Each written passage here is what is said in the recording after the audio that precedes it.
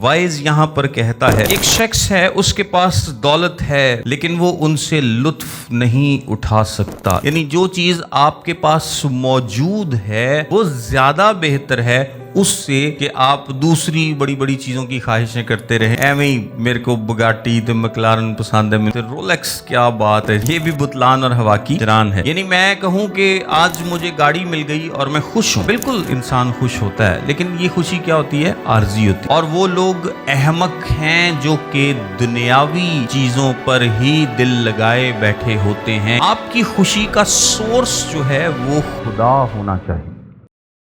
مسیح یسوع کے نام میں آپ سب کو سلام.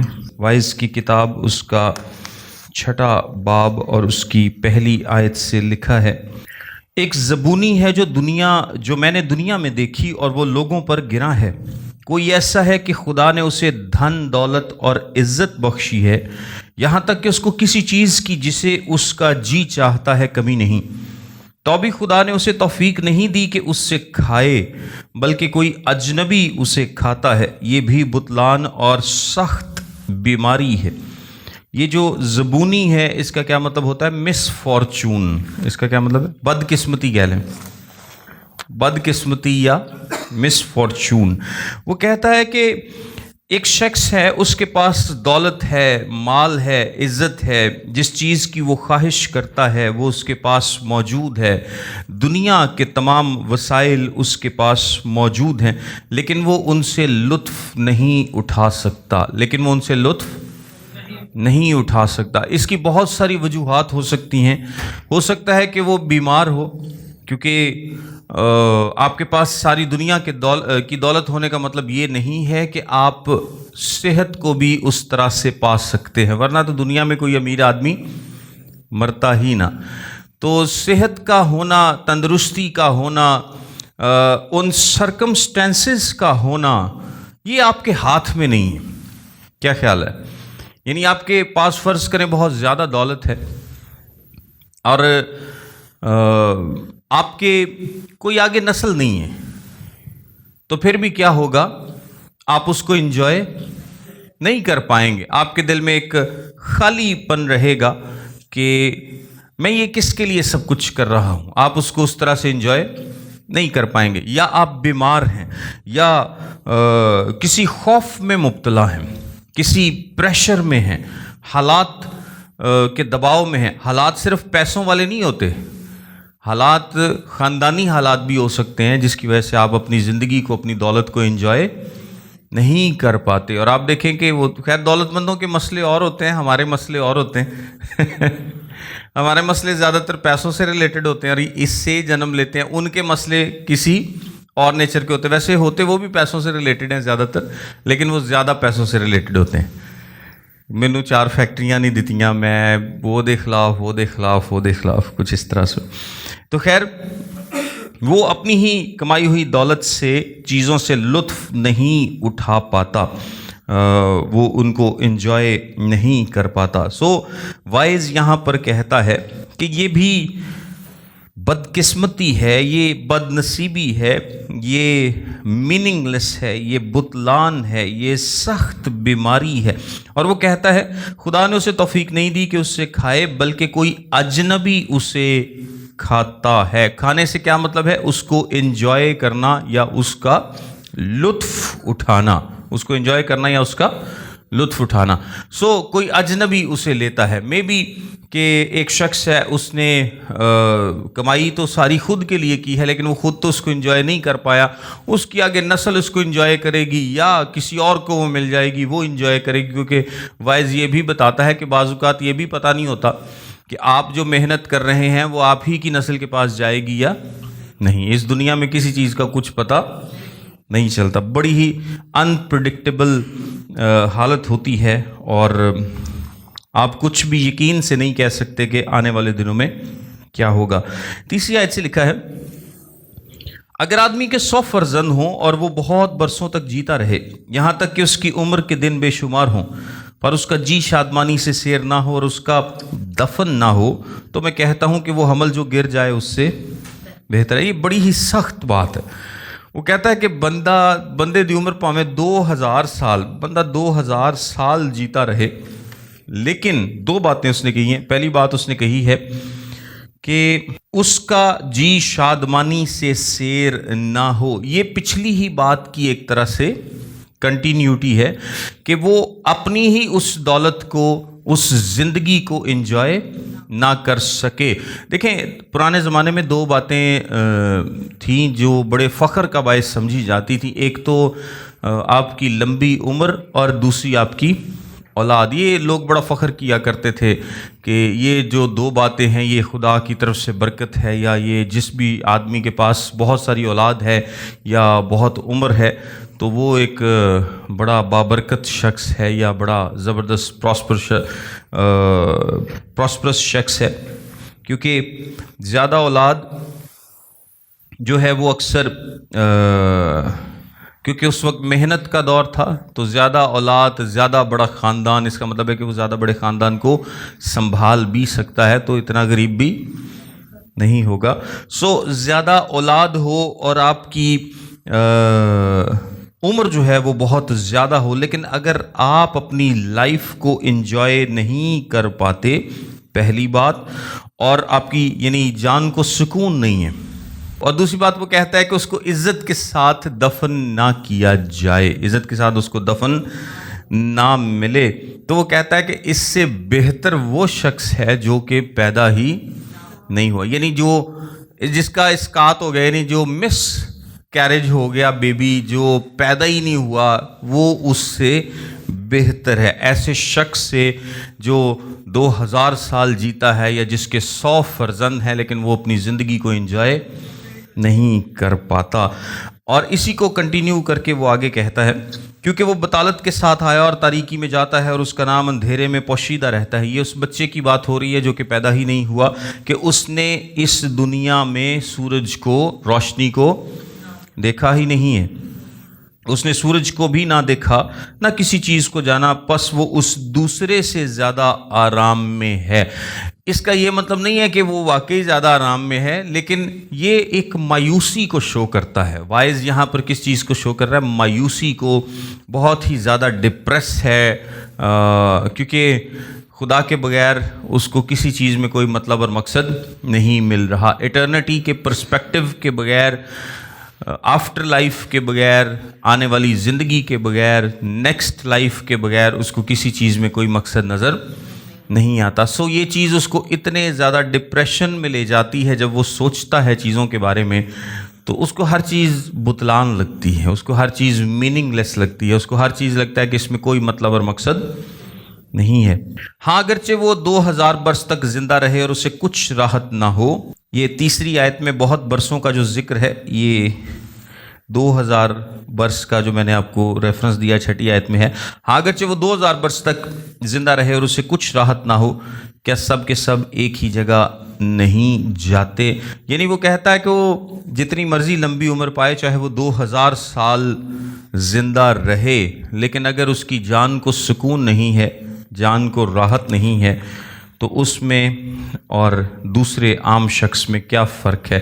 کیونکہ سب ایک ہی جگہ پر جاتے ہیں.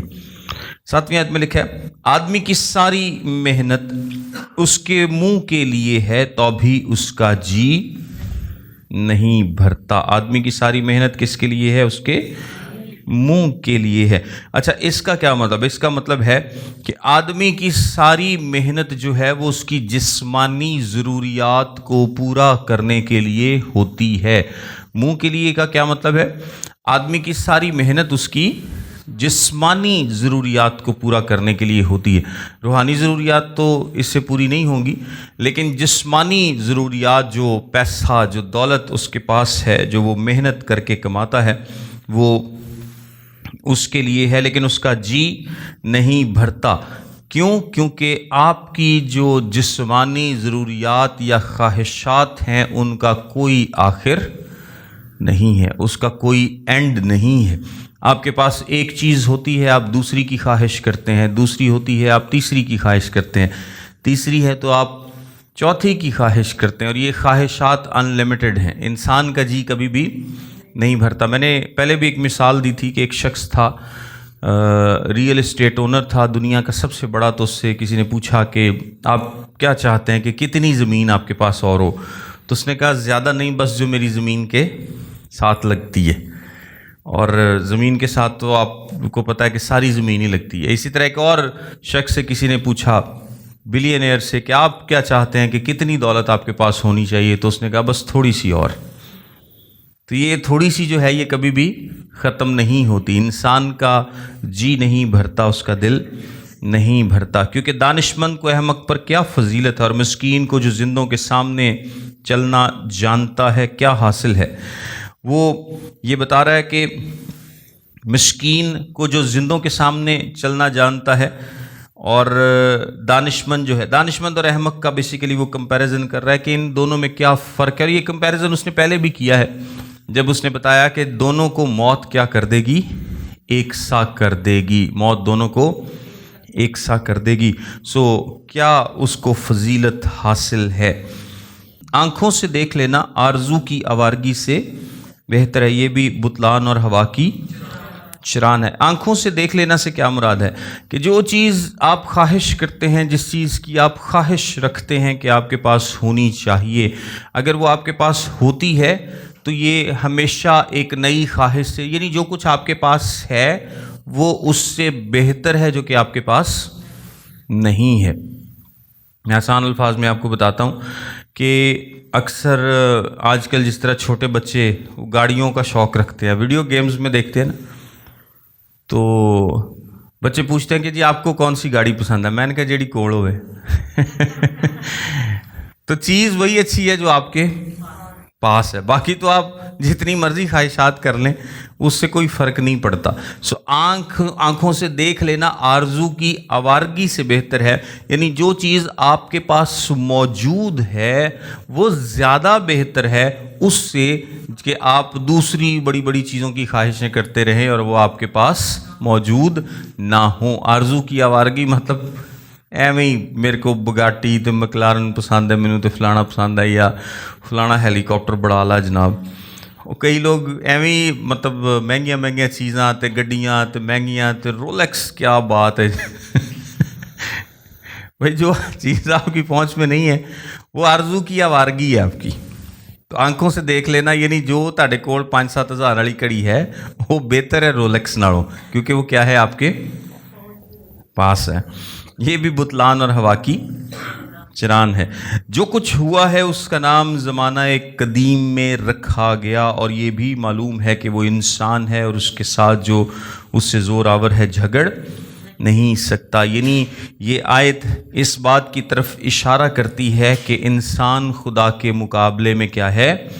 کمزور ہے. وہ اس سے جھگڑ نہیں سکتا، وہ اس کا مقابلہ نہیں کر سکتا. اور جو کچھ ہوا ہے اس کا نام زمانہ قدیم میں رکھا گیا. اس کا مطلب یہ ہے کہ جو کچھ بھی اس دنیا میں ہو رہا ہے وہ سب خدا کی مرضی اور اس کے پلان کے مطابق، اور اس سے باہر کچھ نہیں ہے.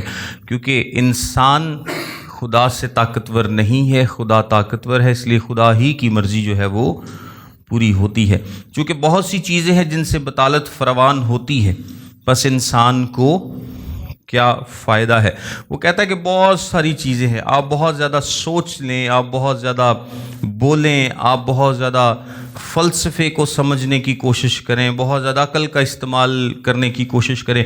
سو بہت ساری چیزیں ہیں جن سے بطالت فراوان ہوتی ہے. مطلب کیا ہے کہ بہت ساری چیزیں ہیں کہ جب آپ بہت زیادہ غور و فکر کریں گے، بولیں گے اور بہت ساری چیزوں میں انوالو ہوتے رہیں گے، مطلب مقصد ڈھونڈنے کی کوشش کریں گے، تو بطالت فراوان ہوگی. بطالت کس چیز کو بولتے ہیں؟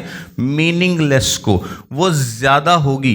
جننا زیادہ تسی چیزاں چ گہرے ہوندے جاؤ گے اونا ہی چیزاں تانوں کی لگن گیاں؟ میننگ لیس، خالی نظر آئیں گی. سمجھیں آپ اس بات کو؟ یعنی جتنا زیادہ آپ کوشش کریں گے، بہت ساری چیزیں ہیں جس طرح میں نے آپ کو بتایا کہ بہت زیادہ سوچنا، بولنا، تحقیق کرنا، بہت کچھ ہے. جتنا زیادہ آپ ان میں بڑھتے جائیں گے بطالت فراوان ہوگی. یعنی جو میننگ لیس ہے، جو خالی پن ہے، وہ اور بڑھتا چلا جائے گا. یعنی آج مجھے کسی چیز کا نہیں پتہ اور کل کو میں تحقیق کرتا ہوں، تحقیق کرنے کے بعد مجھے پتہ چلتا ہے کہ یار یہ بھی میننگ لیس ہے. تو جتنا زیادہ آپ کرتے جائیں گے اتنا ہی زیادہ آپ کو پتہ چل جائے گا کہ چیزیں کیا ہیں، خالی ہیں، اور ان کا کوئی مطلب اور مقصد نہیں ہے خدا کے بغیر. آگے لکھا ہے، کیونکہ کون جانتا ہے کہ انسان کے لیے اس کی زندگی میں، یعنی اس کی باطل زندگی کے تمام ایام میں، جن کو وہ پرچھائی کی مانند بسر کرتا ہے، کون سی چیز فائدہ مند ہے. کیونکہ انسان کو کون بتا سکتا ہے کہ اس کے بعد دنیا میں کیا واقع ہوگا. یعنی انسان اپنے اچھے اور برے کے بارے میں جان نہیں سکتا کہ اس کے لیے واقعی کیا اچھا ہے، کیونکہ وہ مستقبل کو نہیں جانتا، مستقبل کو نہیں جانتا. اس کو خدا پر انحصار کرنے کی، بھروسہ کرنے کی ضرورت ہے. یہ اگر آپ 6 چیپٹرز تک ہم نے جو بھی دیکھا ہے وائز کی کتاب میں، اگر آپ دیکھیں تو وائز جو ہے وہ بہت زیادہ ایونیوز ٹرائی کرتا ہے. کدی ایک پاسے توڑتا ہے، کدی دوسرے، کدی کسی چیز نو، کدی کسی چیز نو. ہر چیز کو وہ ٹرائی کرتا ہے، ہر لحاظ سے وہ سمجھنے کی کوشش کرتا ہے. کیونکہ آپ نا پہلے 6 چیپٹرز میں دیکھتے ہیں کہ اس نے بہت ساری چیزوں کو ٹچ کیا، اس نے بہت سارے ایریاز کو ٹچ کیا ہے، بہت ساری سوچیں گھمائی ہیں، بہت اس نے کوشش کی ہے. ہر طرف سے جو اس کے دماغ میں آتا گیا اس نے ہر طرح سے کوشش کی ہے کہ وہ چیزوں کو سمجھ سکے، اس لائف کو، اس دنیا میں، اس زندگی کے مقصد کو سمجھ سکے. لیکن اس کو کسی چیز میں کامیابی ابھی تک نہیں ملی، کسی چیز میں کامیابی نہیں ملی. God bless you all.